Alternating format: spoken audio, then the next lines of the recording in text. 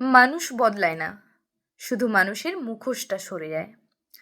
আমাদের লাইফে এমন কিছু মানুষ আসে যখন তারা আমাদেরকে খুব ভালোবাসে, খুব কেয়ার করে, খুব যত্ন নেয়, আমাদের পাশে থাকার প্রতিশ্রুতি দেয়।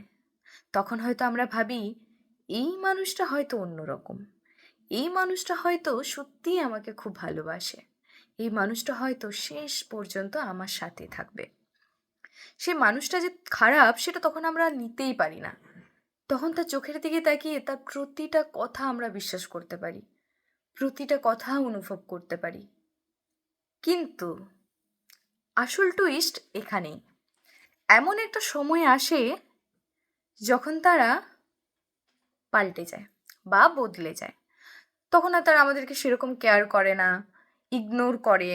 যে মানুষটা একসময় আমার মুখের হাসির কারণ ছিল, সেই মানুষটা এখন আমার ডিপ্রেশনের কারণ। যে মানুষটা একসময় আমার চোখের জল মুছিয়ে দিত, সেই মানুষটা এখন আমার কান্নার কারণ হয়ে দাঁড়িয়েছে। এখানে একজনের দোষ আছে জানেন?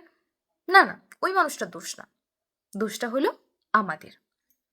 কারণ আমরা খুব তাড়াতাড়ি সেই মানুষটাকে বিশ্বাস করে নিয়েছি।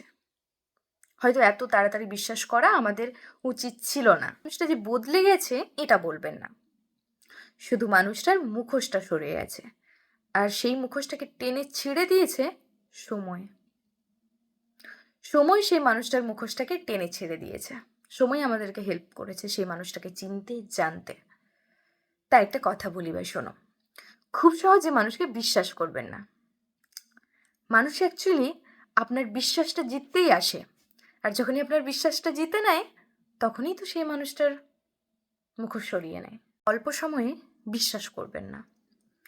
কিছু কিছু জিনিস না হয় সময়ের উপরই ছেড়ে দেবেন, সময় ঠিক তার সত্যতা বিচার করে আপনার সামনে এনে দেবে।